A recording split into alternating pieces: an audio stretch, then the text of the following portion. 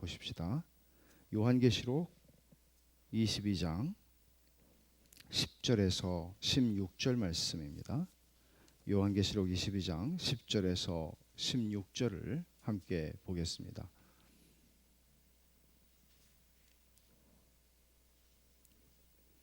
제가 읽겠습니다. 또 내게 말하되 이 두루마리의 예언의 말씀을 인봉하지 말라. 때가 가까우니라. 불의를 행하는 자는 그대로 불의를 행하고 더러운 자는 그대로 더럽고 의로운 자는 그대로 의를 행하고 거룩한 자는 그대로 거룩하게 하라. 보라, 내가 속히 오리니 내가 줄 상이 내게 있어 각 사람에게 그가 행한 대로 갚아주리라.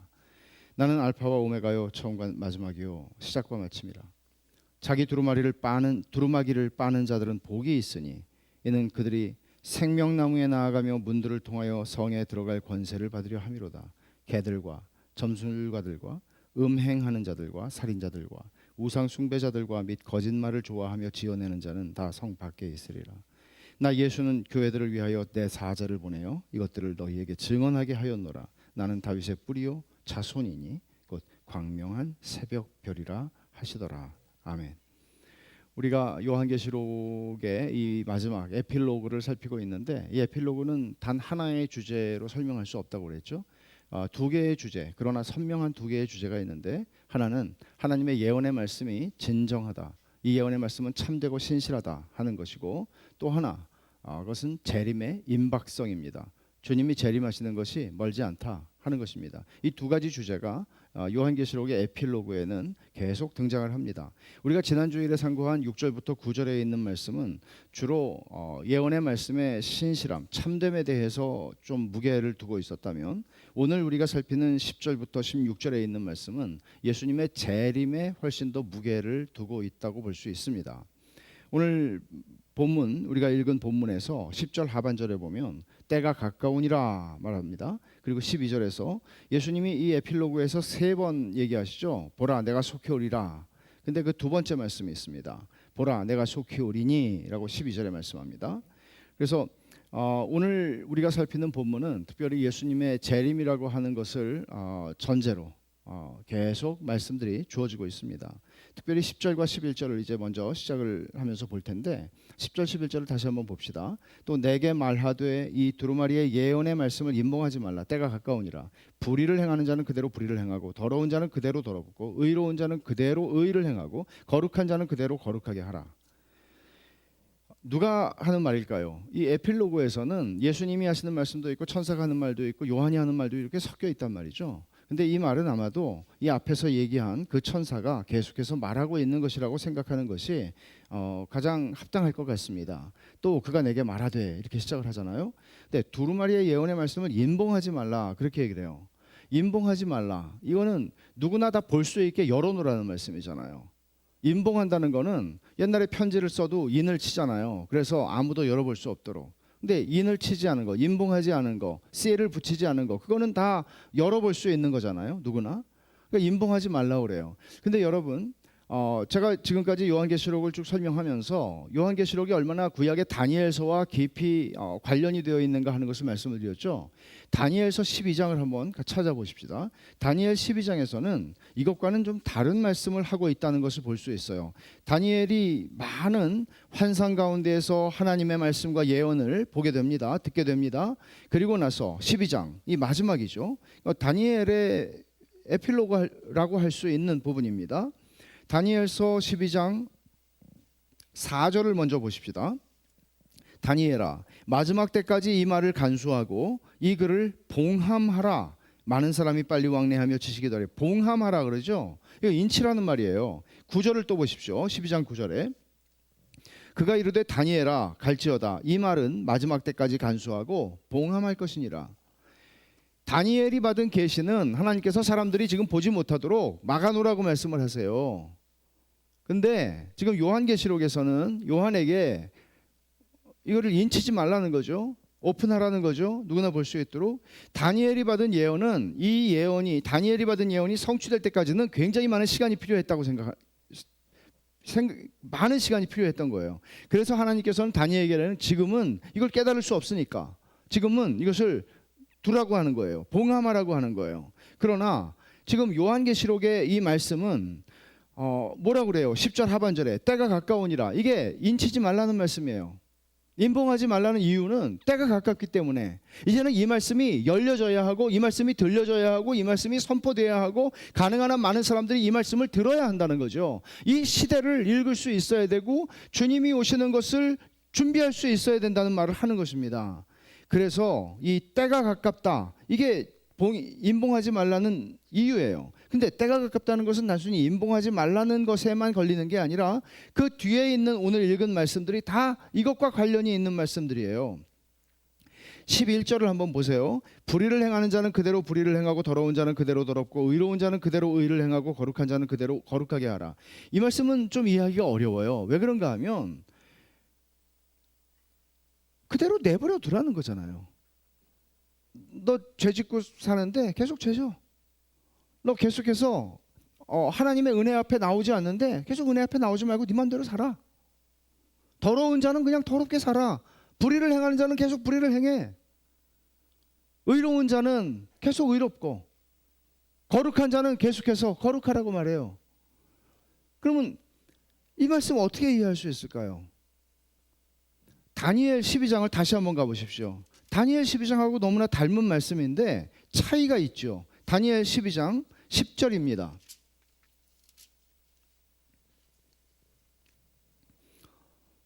다니엘에게도 이제 이 말씀을 봉함할 것이니라 이렇게 9절에 말했잖아요. 그리고 나서 10절에서 많은 사람이 연단을 받아 스스로 정결하게 하며 희게 할 것이나 악한 사람은 악을 행하리니 악한 자는 아무것도 깨닫지 못하되 오직 지혜 있는 자는 깨달으리라. 자, 되게 비슷한 말씀이잖아요. 비슷한데 뭐가 다르죠? 여기 다니엘 12장 10절에서는 이게 예언이에요. 무슨 말인가 하면 주님 오시는 마지막 날까지는 악한 자는 그대로 악할 것이고 의로운 자는 그대로 의로울 것이고, 말하자면 의인과 악인이 계속 공존하게 될 것이다. 그런 말씀을 하는 거예요. 일종의 예언이에요. 12장 10절은 다니엘. 그런데 요한계시록에서 지금 우리가 11절에서 22장 11절에서 읽은 말씀은 사실 명령이거든요.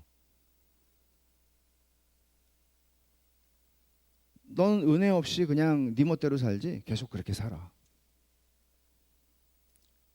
이걸 어떻게, 왜 하나님 이렇게 매정하게 말씀하시죠?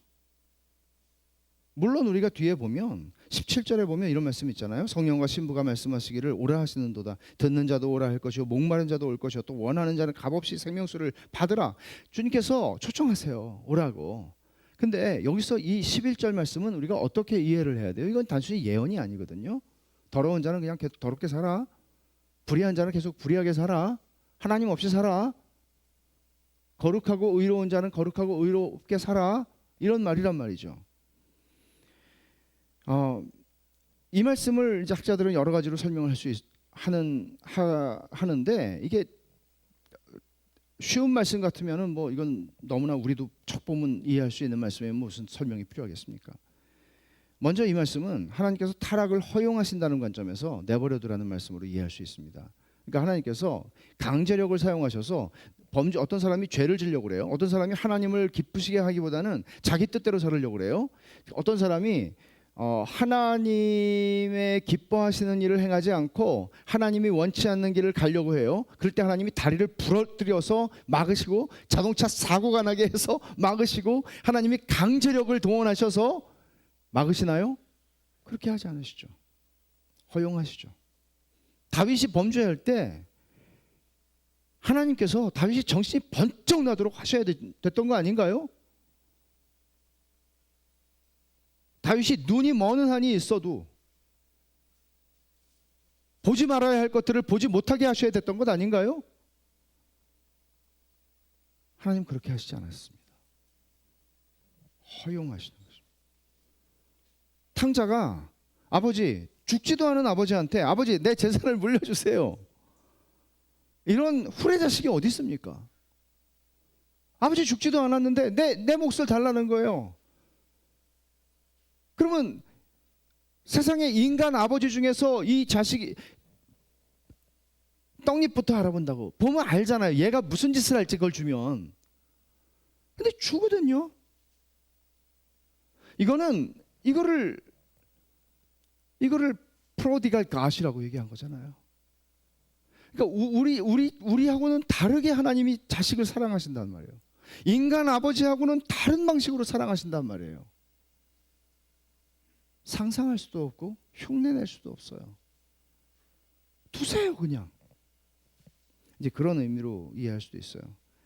그러나 조금 다르게 수사학적인 경고로 이해할 수 있습니다. 왜냐하면 때가 가깝다 10절에 그렇게 말씀하고 지금 이 말씀을 하고 있잖아요. 그러니까 불의를 행하는 자는 그대로 불의를 행하고 더러운 자는 그대로 더러울 것인데 그 삶에 합당한 결과를 생각해라.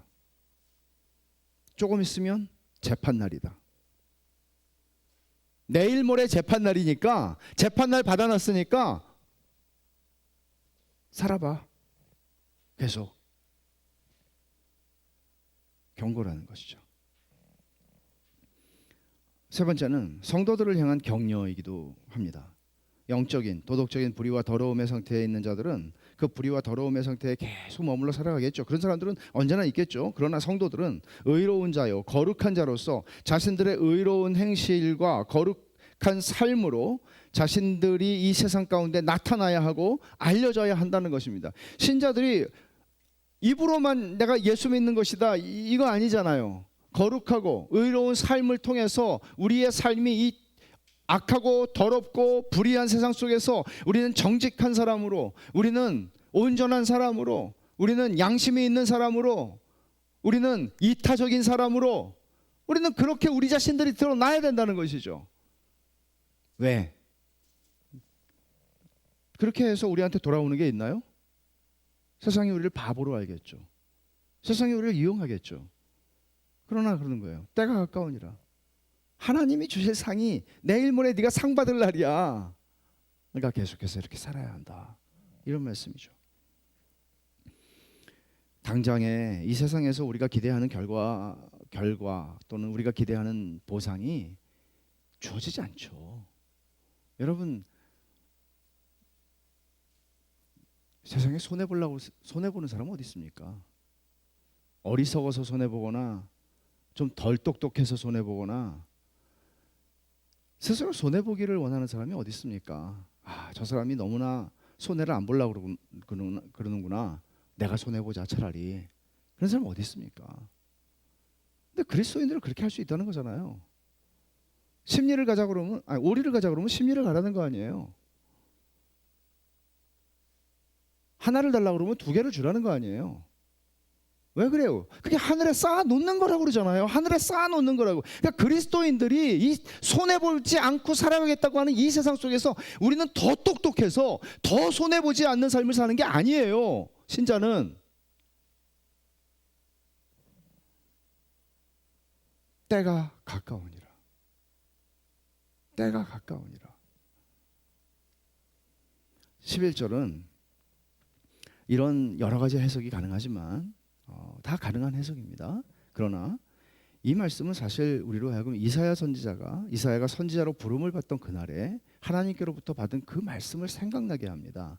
이사야 6장을 한번 가봅시다. 그 유명한 이사야 6장. 여기서 선지자 이사야는 하나님의 영광을 봅니다. 그리고는 하나님의 영광을 보자 자기는 죽어야 한다고 느끼는 거죠. 그렇게 굉장하게 그는 선지자로 부름을 받습니다. 그때 하나님께서 이제 이런 말씀을 하세요. 이런 이제 내가 화로다 나여 죽게 되었도다 하고 하나님께서 또 그의 입술을 찢어주시고 이런 사건들 이후에 하나님께서 뭐라고 말씀하시나 하면은 8절에 내가 누구를 보내며 누가 우리를 위하여 갈꼬 하니까 이사야가 말하죠. 내가 여기 있나이다 나를 보내소서. 얼마나 선교 집회에서 많이 읽혀지는 말씀인지 몰라요. 내가 여기 있나이다 나를 보내소서. 여러분들은 왜 이사야가 이런 대답을 선뜻 했을까요? 하나님의 영광을 받기 때문이에요. 여러분 누가 감히 이런 말을 할 수 있습니까? 하나님이 부르시는데 보통 우리 선교 집회에서 그런 얘기들을 많이 하거든요. 제가 저기 있나이다 쟤를 보내소서. 내가 여기 있나이다 나를 보내소서. 이렇게 말할 수 있는 사람은 어떤 사람인가요? 하나님의 영광을 본 거예요. 그 앞에서 내가 인생에서 포기할 수 없는 내 욕구, 내 원함, 내 소원, 내 갈망, 이 모든 것들이 영광스럽다 해도 하나님의 영광 앞에서 이게 아무것도 아니라는 걸 본 거예요. 그런 사람은 이렇게밖에 할 수 없어요. 내가 여기 있나이다, 나를 보내소서. 그러면 우리가 생각할 때는 하나님이 야 정말 너 훌륭하다. 네가 앞으로 가는 길에 내가 꽃을 뿌려주마. 네가 가는 길이 정말 고생하지 않도록, 너 이렇게 즐거이 헌신했으니 내가 네가 가는 길이 고생하지 않도록 너를 보호해주마. 네 앞에 열매가 100배, 1000배, 10,000배 일어나게 해주마. 이렇게 말씀하실 것 같은데 전혀 그렇지 않습니다. 9절과 10절이 바로 오늘 제가 읽고 싶은 말씀인데, 여호와께서 이르시되 가서 이 백성에게 이르기를 너희가 듣기는 들어도 깨닫지 못할 것이요 보기는 보아도 알지 못하리라 하여, 이렇게 말하라는 거예요. 너희가 듣기는 들어도, 내가 말하니까 선지자가 말할 거 아니야 하나님 말씀을. 근데 들어도 어떻게 된다는 거예요? 깨닫지 못해요. 봐도 알지 못해요.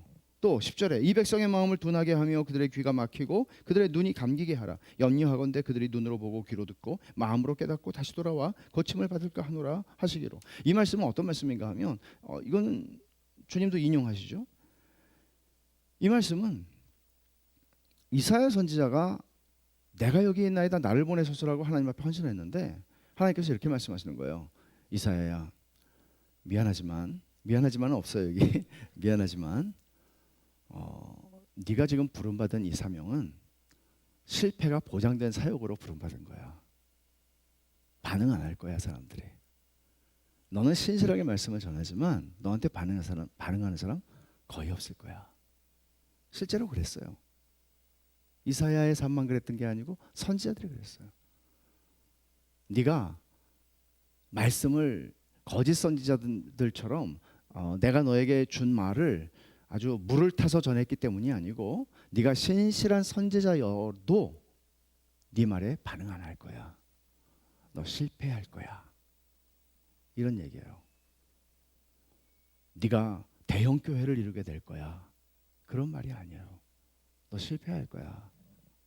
그럼 여러분, 이 말씀 어떻게 이해할 수 있어요? 제가 전에 설교 듣는 법이라고 하는 듣는 것에 대해서 책에도 썼지만, 그 설교를 할 때도 그런 말씀들을 좀 많이 드렸지만, 여러분, 하나님의 말씀에 대한 완고함, 이게 뭔지 아세요?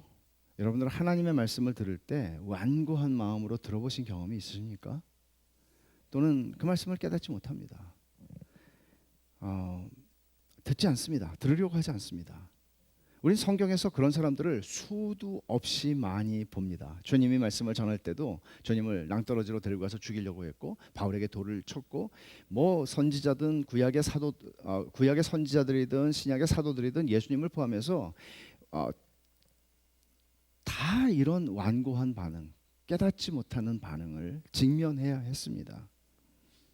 근데 이제 이런 반응은 그 자체가 하나님의 형벌이라는 것을 보여주는 말씀입니다. 여러분, 단도직입적으로 제가 묻겠습니다.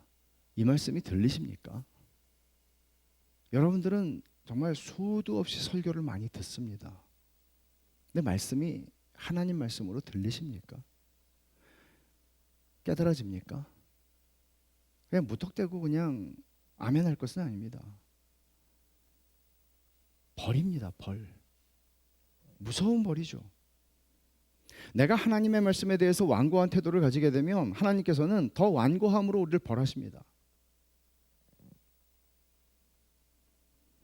하나님의 참 백성은 하나님의 말씀을 듣습니다. 그리고 들어도 깨닫지 못하면가 아니라 듣고 깨닫습니다.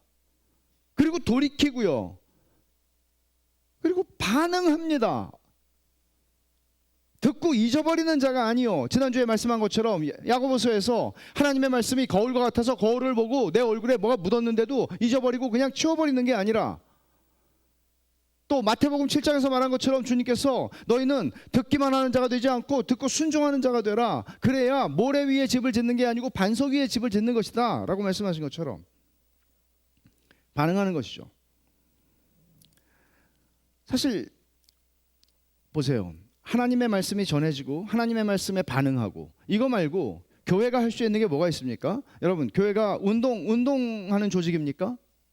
교회가 나가서 무엇인가 피켓을 들고 무엇인가 뭐 청와대 앞에 가고 뭐 광화문 앞에 가고 뭐 금남로에 가고 이렇게 해서 뭔가를 막 하면서 사람들을 대동하고 하는, 그게 교회가 하는 일입니까? 아닙니다. 교회는 이 세상의 악을 제지할 수 없습니다. 불의를 행하는 자는 그대로 불의를 행하고 더러운 자는 그대로 더럽고, 우리는 제지할 수 있는 힘을, 경찰력을, 무력을, 강제력을 하나님께서 교회에게 주시지 않았습니다. 교회는 칼의 권력을 믿고 총의 권력을 믿고 이 세상에서 우리의 원하는 나라를 만들어내는 것 아닙니다. 교회는 언제나 하나님의 예언의 말씀을 받았고 그 말씀을 선포하는 것입니다. 이 세상을 향해서요. 하나님 나팔수와 같은 역할이죠. 하나님의 말씀을 전하는 겁니다. 그러나 그 말씀 앞에 들어도 깨닫지 못하는 자들은 있습니다. 보아도 알지 못하는 자들은 언제나 있습니다. 불의를 행하는 자들은 그대로 불의를 행합니다. 더러운 자들은 그대로 더러운 일을 행합니다. 이것은 너는 불의한 자다, 너는 의로운 자다, 그렇게 말하는 것 아닙니다. 너희가 어디에 있는지 살피라는 것입니다. 너희가 지금 어디에 있는지, 너희의 영적인 주소가 어떤지 살피라는 것입니다. 그래서 로버트 마운스는 이 11절을 이렇게 정리합니다. 11절의 핵심은 종말이 이제 가까이 왔으므로, 10절 하반절에서 말한 거죠. 그러니까 종말이 가까이 왔으므로 사람들이 그들이 살았던 삶의 합당한 결과를 거두게 될 것이라는 것을 강조하는 말이다. 자, 그러면 12절을 가봅시다. 보라, 내가 속히 오리니 내가 줄 상이 네게 있어 각 사람에게 그가 행한 대로 갚아주리라 고 말씀합니다. 상급을 말씀하죠. 주님 오실 때 주시는 상급. 그러니까 앞에서 10절에서도 때가 가깝다 그랬고 12절을 시작하면서도 내가 속히 오리라 그러시죠. 앞뒤로 지금 싸고 있는 거죠. 그러면서 주님의 재림의 임박성을 전제로 지금 상급에 대한 이야기를 하시는데, 상급에 대한 이야기를 하시지만은 뒷부분에 뭐라고 얘기하나 하면 행한 대로 갚아주겠다, 각 사람에게. 이 말은 주님이 다시 재림하실 때는 심판하러 오신다는 얘기죠. 심판주로 오신다는 말씀을 하는 것이에요. 근데 여러분, 이런 말씀들은 우리가 수없이 많이 들었어요. 달란트 비유에서 예수님 마태복음 25장에서 5달란트, 2달란트, 1달란트씩 각각 맡겼잖아요. 이 임금이 먼 길을 가면서. 자, 여기서 제가 몇 구절만 읽어드리죠. 오랜 후에 그 종들의 주인이 돌아와 그들과 결산할세 그 주인이 이르되 잘하였도다 착하고 충성된 종아, 네가 적은 일에 충성하였음에 내가 많은 것을 네게 맡기리니 네 주인의 즐거움에 참여할지어다. 그리고 또 말합니다. 이 무익한 종을 바깥 어두운데 내쫓으라. 거기서 슬피 울며 이를 갈리라. 말하자면 어느 날 우리 인생에 대해서 결산하게 될 날이 있다 하는 걸 주님 말씀하신 거잖아요. 그러니까 우리 인생은 그냥 우리가 원하는 대로 살다가 죽으면 끝나지 않는다라는 말씀이죠. 하나님께서 우리의 인생을 성경에서 가르치는 관점은 뭔가 하면 청직이란 말이에요. 청직이라는 거는 맡은 사람이잖아요. 내가 회사의 오너가 아니라 회사의 오너가 나에게 경영을 맡겼어요. 그럼 경영 잘해야 되잖아요. 맡았어요. 하나님께서 우리에게 맡기신 거예요. 그것이 어떤 사람은 1달란트일 수 있고 어떤 사람은 5달란트일 수 있죠. 상관없어요. 그것이 얼마이든지 간에. 문제는 내가 이것을 어떻게 주인이 원하는 의도에 따라서 잘 사용할 것인가. 하나님이 우리 주신 시간과 우리에게 주신 돈과 우리에게 주신 모든 것들을 가지고 말이죠.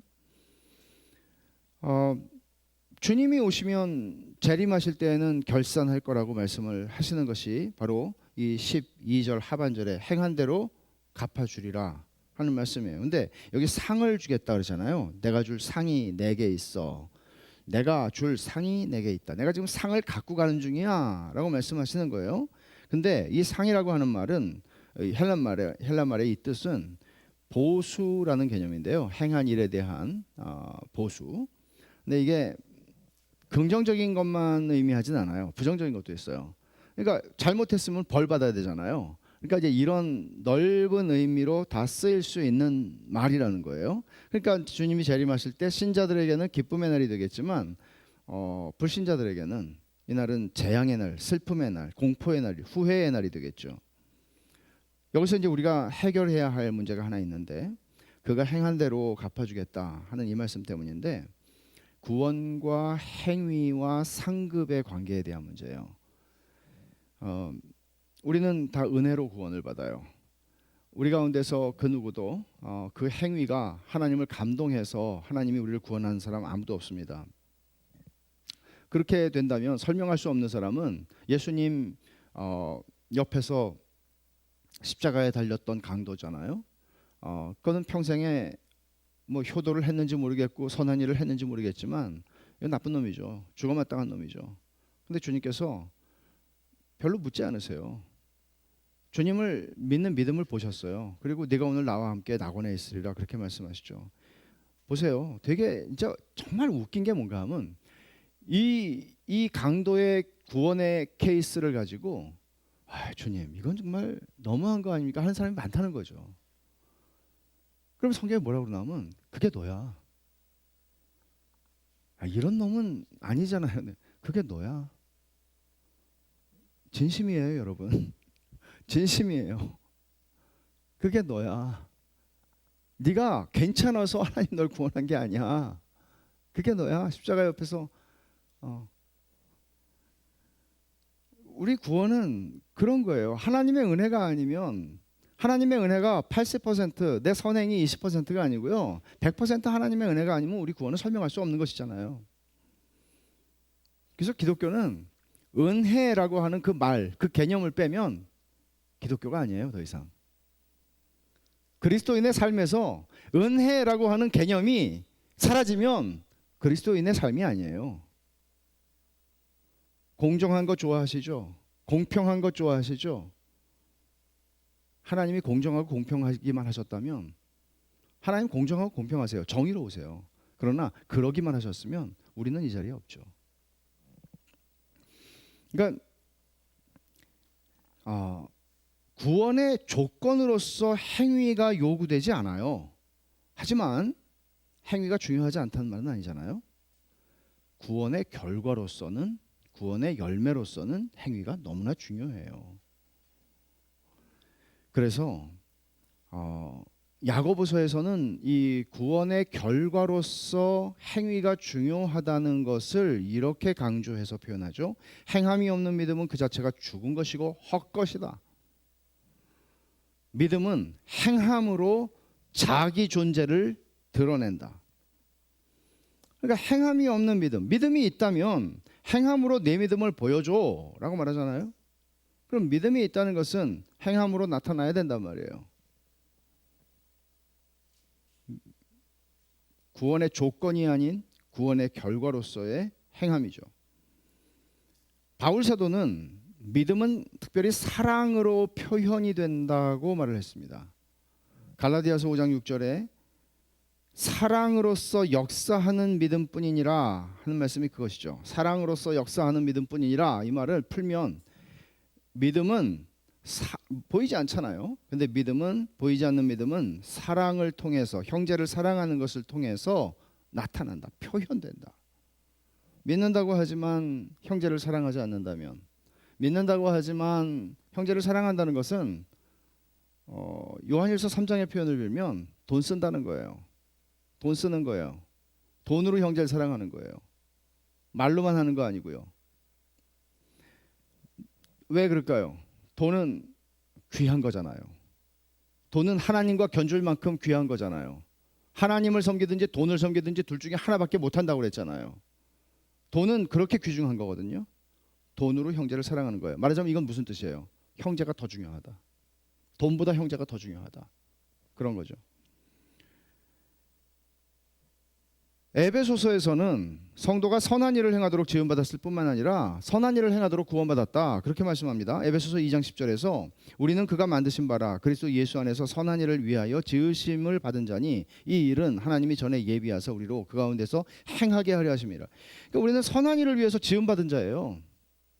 그러니까 구원받았다고 하는 것은 우리의 주일날 아침에 그 사람이 교회를 가는 패턴을 가지고 있느냐로 결정되는 게 아닙니다. 우리가 예수를 믿고 구원받았다고 하는 것은 우리가 믿음을, 보이지 않는 내 안에 있는 믿음을 내 삶의 일상의 삶 속에서, 내 직장 속에서, 내 가정 안에서 그것을 드러내느냐 하는 것입니다. 이 문제를 지금 행위와 구원과 상급의 문제를 포이트레스라고 하는 신학자는 이렇게 잘 정리해 줍니다.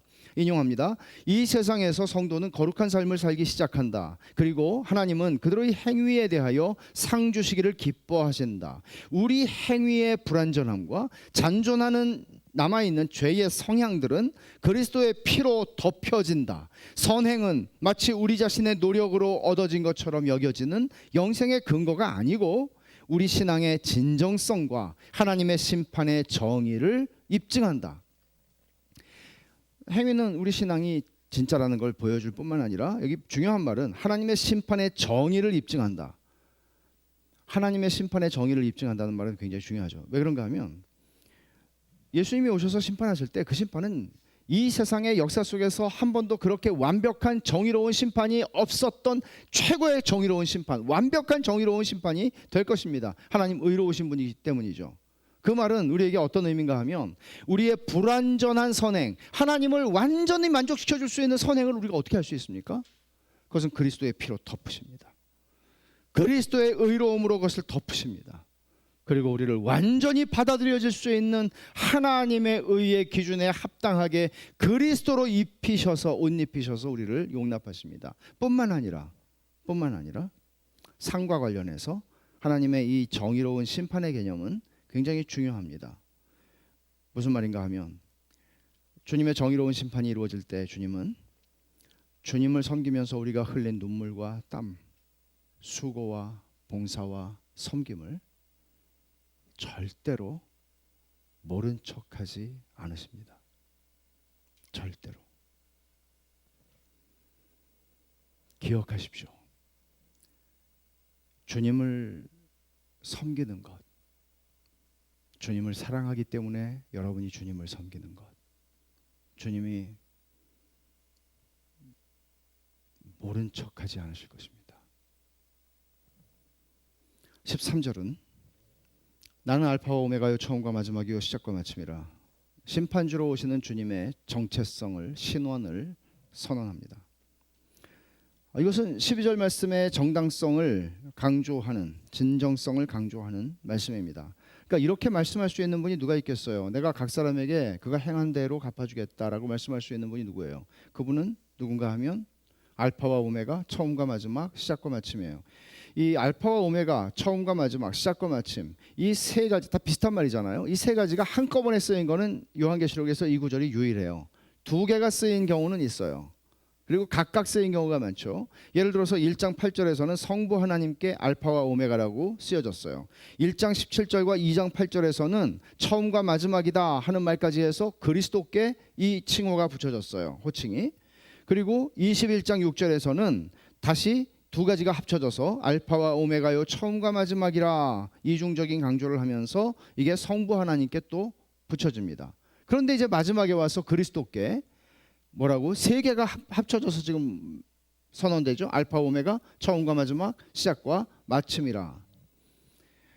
이런 말은 성부 하나님과 그리스도께 이런 호칭들이 주어졌는데 성부 하나님과 그리스도께서 알파와 오메가, 단순히 그리스 철자의 처음자와 마지막자가 아니라 처음과 끝, 시작과 마지막.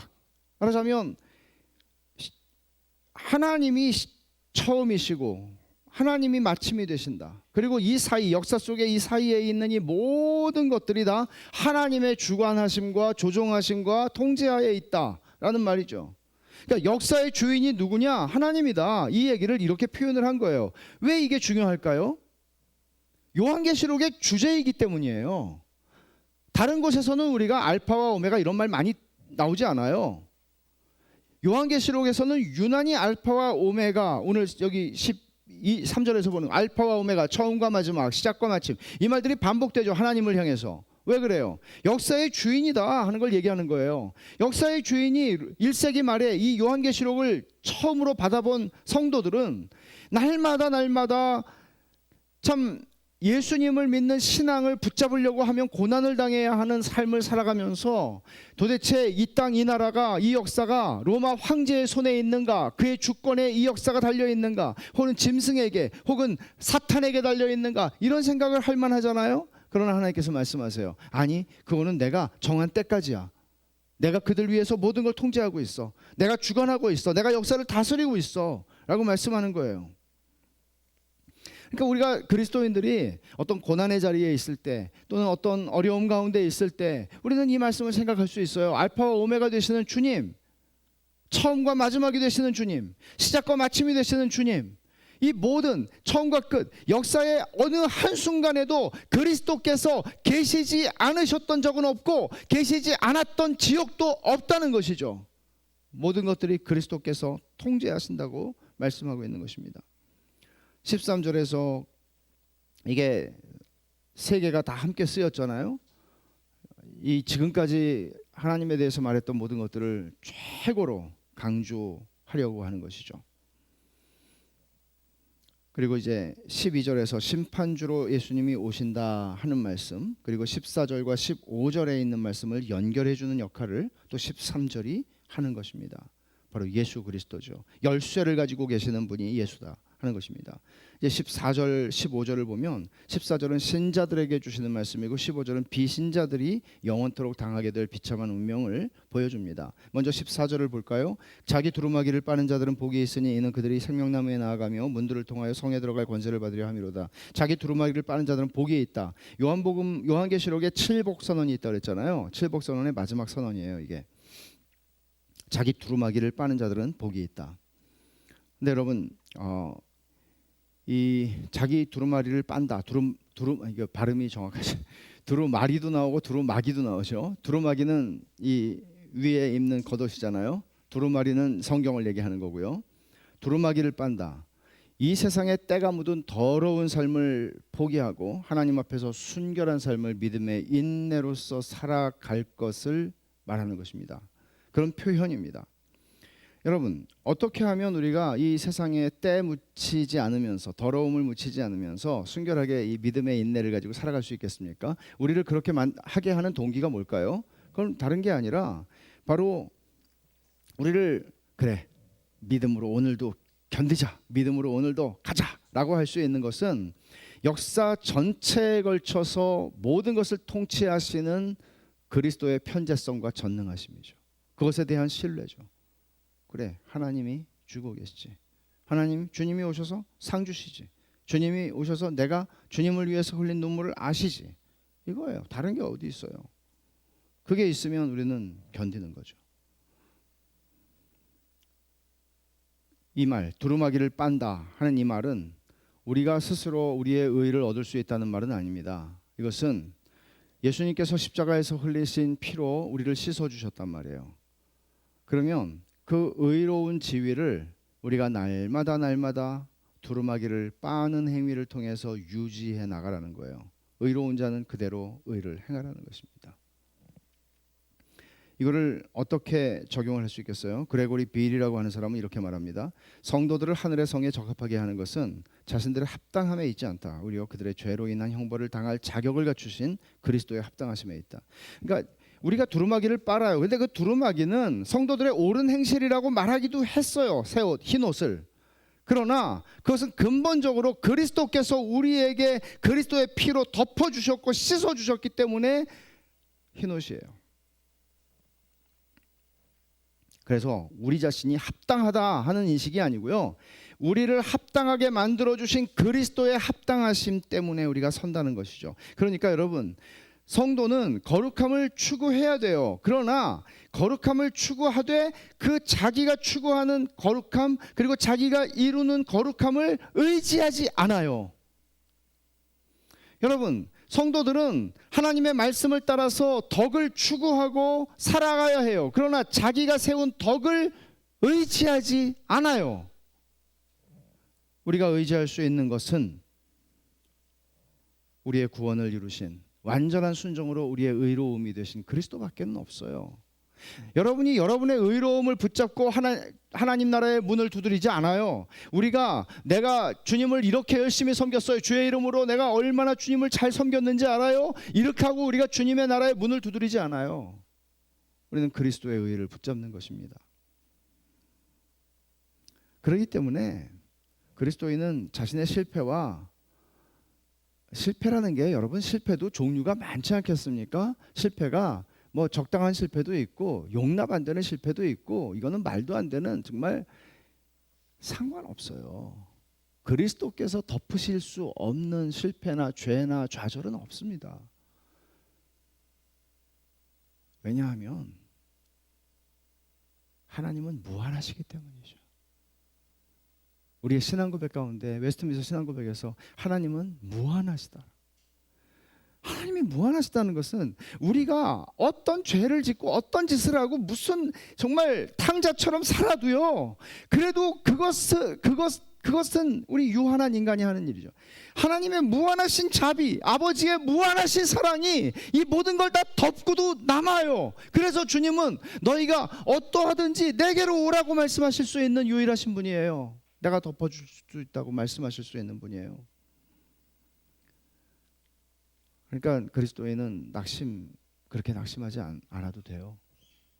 본문에서 두루마기를 빤다고 그럴 때 이 빤다는 말이 현재 시제인데요. 헬라어에서 현재 시제는 지속적인 행동, 반복적으로 계속되는 행동을 묘사할 때 현재 시제를 써요. 이게 되게 특이한 말이에요. 그 언어 자체가. 근데 헬라어에서 그런 언어를 쓰고 있다는 것은 무슨 말인가 하면 이건 한번 빨고 마는 게 아니고 계속해서 네 살아가는 동안에 계속 빠르라는 거예요.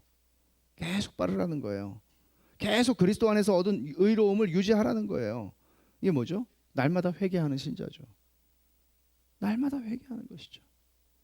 매일 더러움을 묻히잖아요. 여러분, 의복을 빨지 않고 평생 입는 사람 있습니까? 그럴 수 없잖아요. 세탁하잖아요. 드라이 클리닝 하잖아요. 묻으니까 계속 하라는 거예요. 날마다 회개하는 것이에요.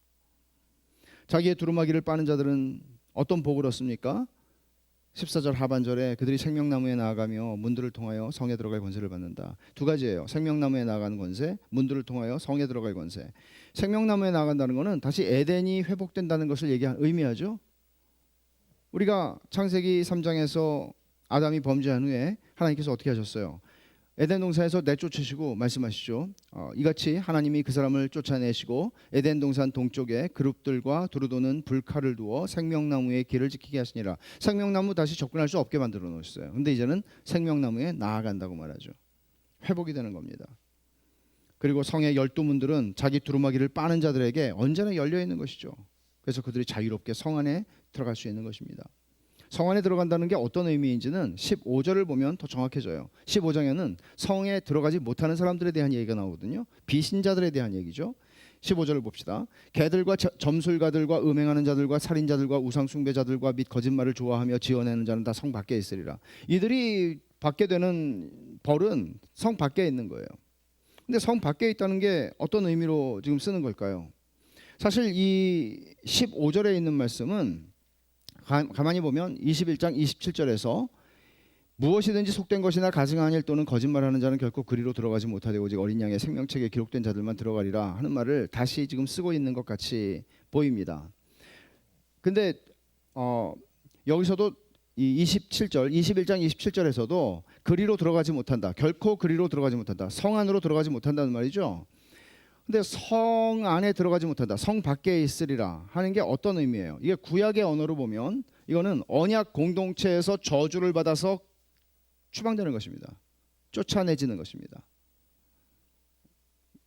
요한계시록의 언어로 보면 영원한 불못에 던져지는 것입니다. 성 밖에 사람들이 살 수 있는 무슨 공간이 있는 게 아니고 성 안에 있다 하는 것은 천국을 얘기하는 것입니다. 그러나 성 밖에 있다는 것은 불과 유황못에 영원히 던져질 것이라는 의미입니다. 그러니까 이게 얼마나 무서운 형벌이에요. 성 밖에 있다는 이 말이 아무것도 아닌 것 같지만 성 밖에 사는구나. 아니요. 불과 유황못에 던져진다는 말이죠. 그러니까 성 안에 들어갈 권세를 받는다는 이 14절의 말씀은 얼마나 큰 권세를 누리는 것인가를 보여주는 것입니다.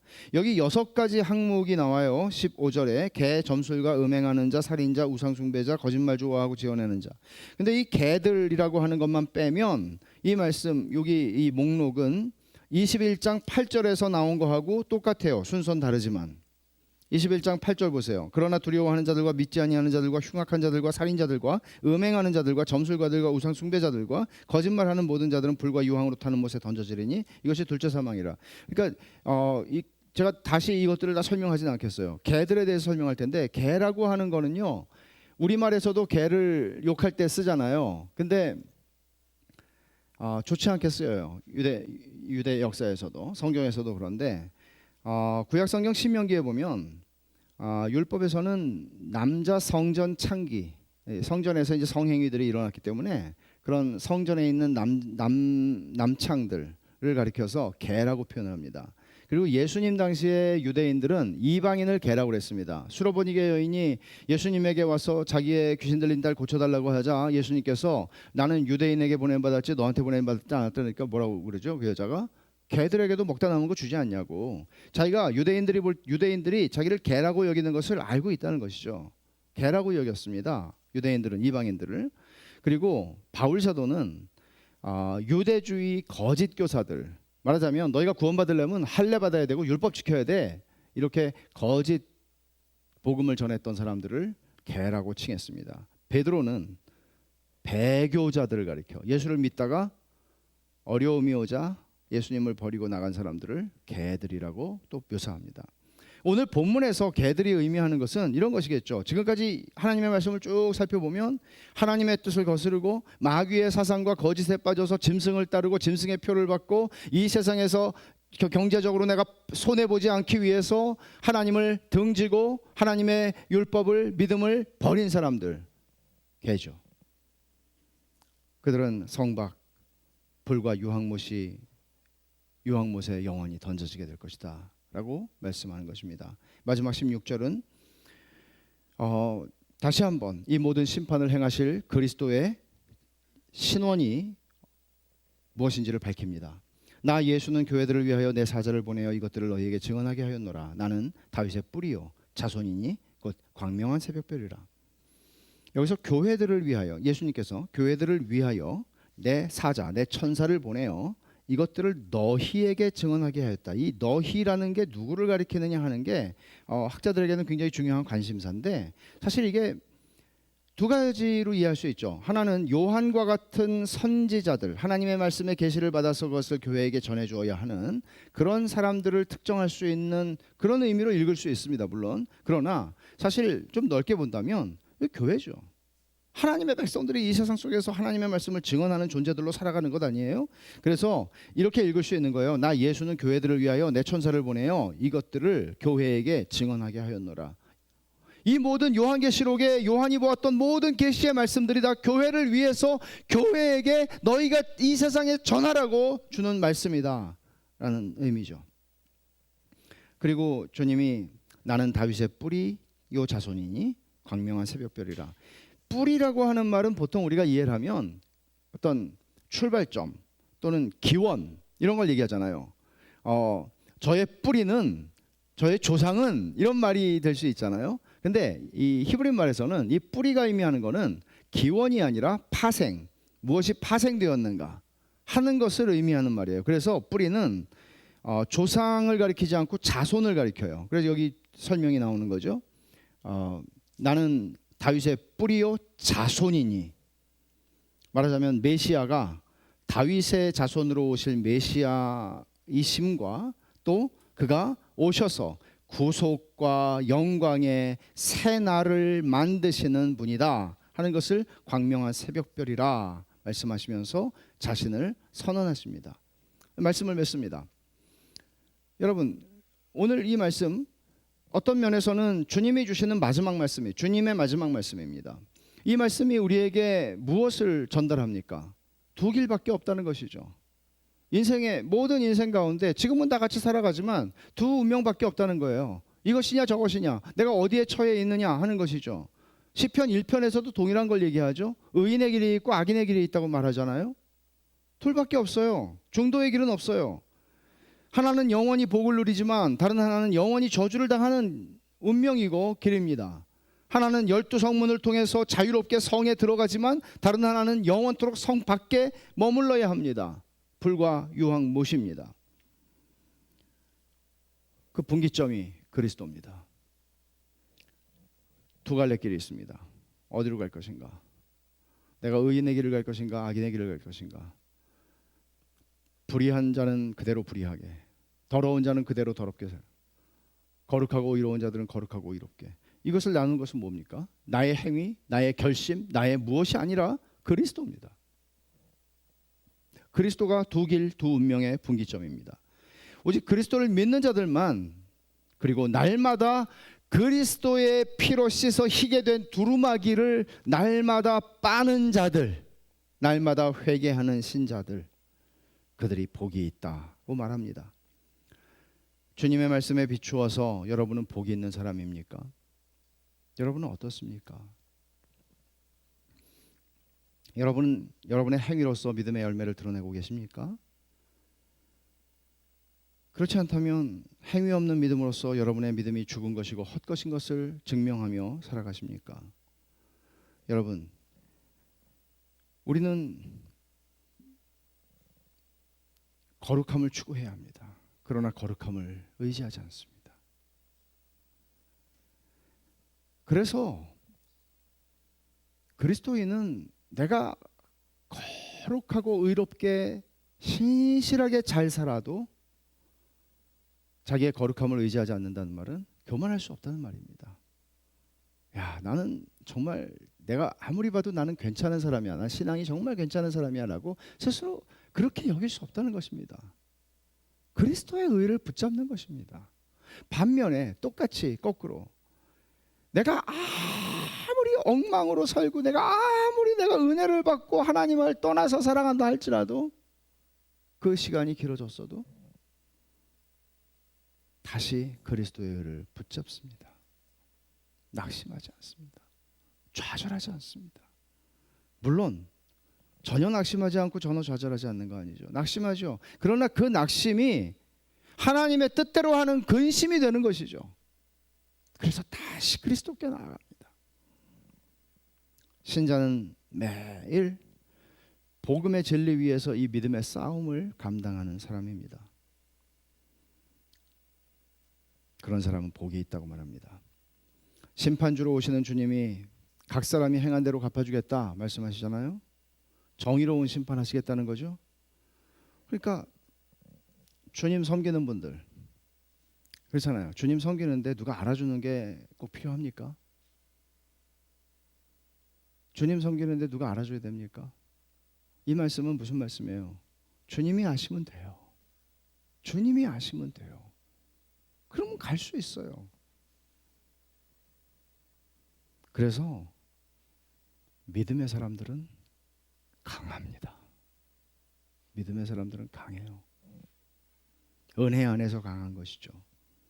우리의 눈물과 땀, 주님을 섬긴 수고와 섬김, 주님이 모르는 채 하지 않으십니다. 내가 줄 상이 내게 있어 말씀합니다. 그러니까 낙심하지 말고 기쁨으로 주님을 계속 섬기세요. 존 버년이 철로 역정 1부 마지막 장에서 순례길을 마친 크리스천과 소망의 마지막 장면을 이렇게 묘사합니다. 이제 내가 꿈에 보니 그 두 사람이 성 안으로 들어가는데 그리로 들어가자마자 그들의 몸은 변화되었고 의복은 황금같이 빛났다. 또 사람들이 수금과 면류관을 가져와 그들에게 주었다. 수금은 찬양하는 데 쓰는 것이었고 면류관은 영예의 상징이었다. 주님이 재림하시는 날에 두려움으로 성 밖으로 내쳐지는 것이 아니라 이 길이 아니라 이 길, 그리스도 안에서 우리를 위하여 새롭게 난 길, 기쁨으로 주님의 재림을 영광스럽게 맞이할 수 있는 우리 가운데 단 한 사람도 예외가 없이 그날의 기쁨으로 주님 앞에 설 수 있기를 주님의 이름으로 축원합니다. 기도하겠습니다. 하나님 아버지 감사합니다. 저희들이 오늘 이 말씀을 통해서 저희 자신이 어느 길에 서서 살아가고 있는지 돌아볼 수 있게 해주시고 주님의 날이 멀지 않아 이제 주님이 재림하실 때 기쁨으로 주님 잘 섬기다가 주님이 알아주시는 그런 수고와 섬김으로 살다가 영광스럽게 주님을 맞이하는 저희들이 다 되게 해 주시옵소서. 예수님의 이름으로 기도합니다. 아멘.